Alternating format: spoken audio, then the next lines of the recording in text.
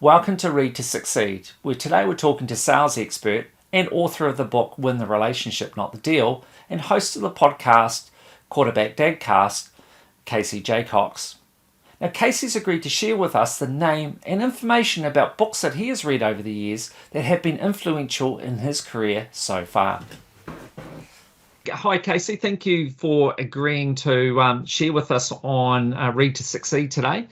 I'm wondering if you could kick it off by telling us a bit about some books that you've read in your life that have been influential, who wrote them, what they're about, and what was it that you took out of it and that you think could be beneficial for our audience. Yeah, no, I love reading. I'm a lifelong learner, and I'm honored to join you. Paul, so I guess the first book that comes to mind is a book called The Slight Edge by Jeff Olson. And what I love about this book is it makes you think of the visual or the metaphor of like a fork in the road or a Y. And you got a choice. You're going left, you're going right. Just like when you're about to do something bad, you have the devil on the shoulder, you got the angel on the shoulder. And this book breaks down the small, simple decisions we have each and every day, each month, whether it's through exercise, mindset, diet, customer work, attitude, effort, all the things that we can think about. It just makes you really think about you have control over most of the things that are going to happen throughout the day, and either you can help influence them or you can be the victim. That book spoke to me greatly. Second book that comes to mind is Ego is the Enemy, written by Ryan Holiday, who's studied Stoicism. He's got a great podcast for dads.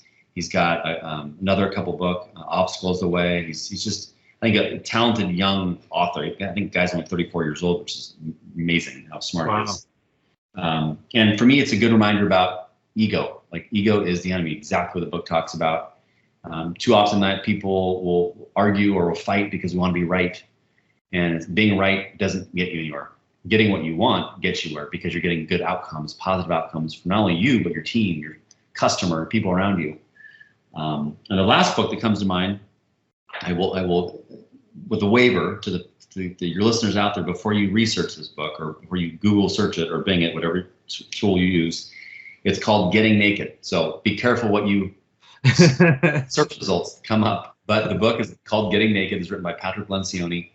And one of my, early in my life, one of my financial advisor gave me this book. He's like, Jacox, this is you.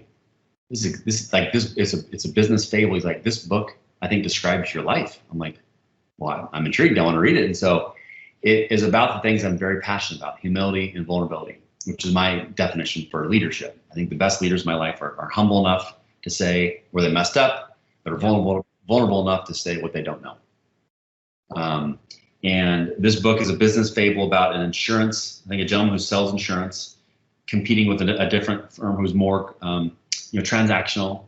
And it just made me think a lot about my journey as a seller in life, selling consulting services, and which is a product I don't control. It's people. And so I'm selling myself, the trust, the experience they get with me. And so that book really spoke to me. And then, shameless self-plug, I as an author, I wrote a book that I just read again for the seventh time. And the most humble ever. I'm learning from myself. And so if I'm learning from myself, I hope others can learn from it as well. But those are probably three books that come to mind. And your book, just for everyone, is Win the Relationship, Not the Deal. That's correct.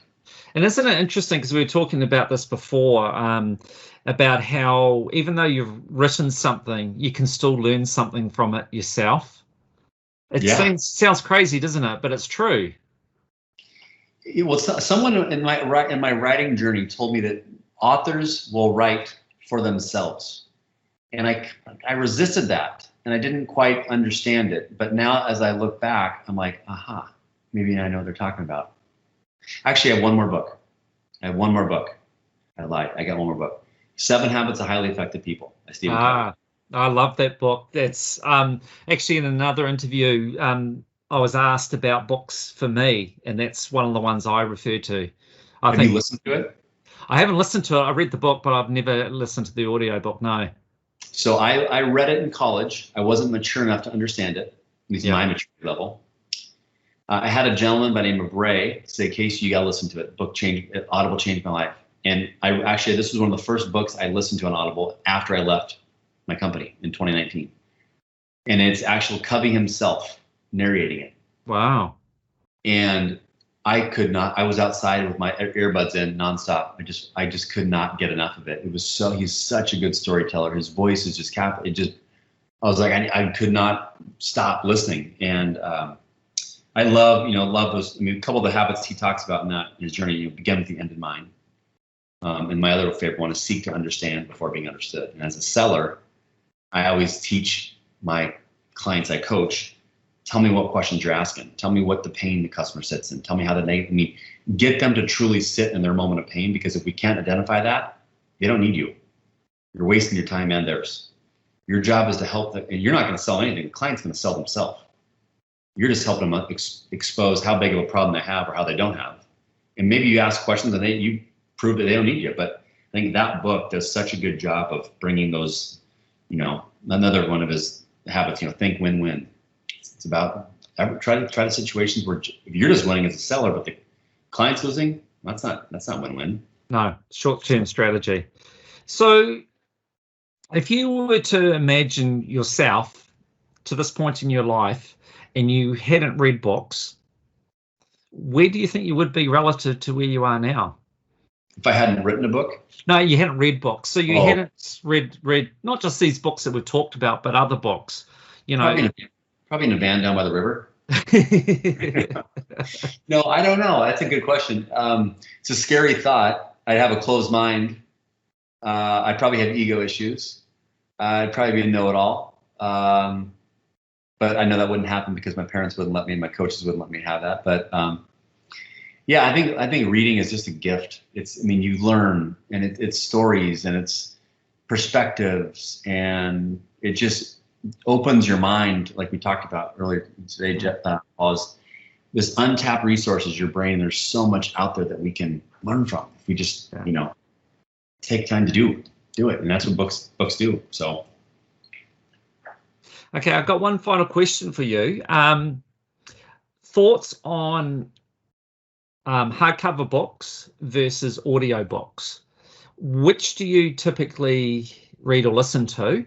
And what's your thoughts, pros and cons on both? I tend to old school to read paperback or hardback. Yeah. Someone recently told me that 40% of the book market right now is consuming via audio, which is a nice kick in the on made me realize I better get my audiobook out there. Yeah. Like I mentioned with Stephen Covey, I loved listening to it. I just have not made that a priority or switch, whatever reason, it hasn't clicked for me. I'm not against it. Something about, I'm on my phone a lot, so it's nice having a break from technology and being able to the smell of a book, the feel of a book. I feel like a lot more hard work went into it. I'm grabbing my book right here, and I can just see it, smell it, or the smell of it takes me back to moments of writing it by myself. And what I do like about the audio, though, is I'm a big fan when authors are their own narrator, which is what I did. I want them to hear my voice, feel my voice, pretend like they were friends, even though they might never have met me. Yeah. Yeah. For me, I've never really listened to audio books, but when you said what you did about Stephen Covey, that really piqued my interest. I'm thinking, that would have put a different dynamic onto that book. Actually listening to him and listening to his personality coming through his voice, his enthusiasm, that would have added a different dimension to it. So it does make me think that. Sorry? I would highly recommend it. And if you do it, let's make sure we do like maybe we do another 3-minute episode on I convinced the Paul to be his first Audible, and shout out to Covey. Rest in peace. Absolutely, that would be a good one to start with. But I'm a bit like you too, though. I'm on the computer all day. I'm looking at screens all day. So I like the idea of picking up a book. And the same with the newspaper. Like, my wife is like, well, why don't you just read the newspaper online? And it's like, no, because I'm online all day. I'm on the computer all day. I like the change. I like to be able to have my breakfast and read some stuff out of the newspaper. That I know that kind of might be old fashioned to that, but it's just like, I'm online all day. I want a break. I know. So same with books. Cool. All right, cool. Well, thank you so much, Casey. Really enjoyed our insights into success interview, and I appreciate you staying on and doing Read to Succeed for us. I think books can be a lot of fun. I think we can learn a lot from it. I think we've always got a lot to learn. None of us know it all, and it doesn't have to be painful. It can actually be a lot of fun. And what the challenge I've got is I'm asking all these people for their books, and now I've got to try and read them all. So I've got a lot of books to catch up on that I haven't necessarily read. So I know I'm getting something out of it. But thank you for your time. I appreciate it. No, this is fun. Thank you, man. All right, no worries.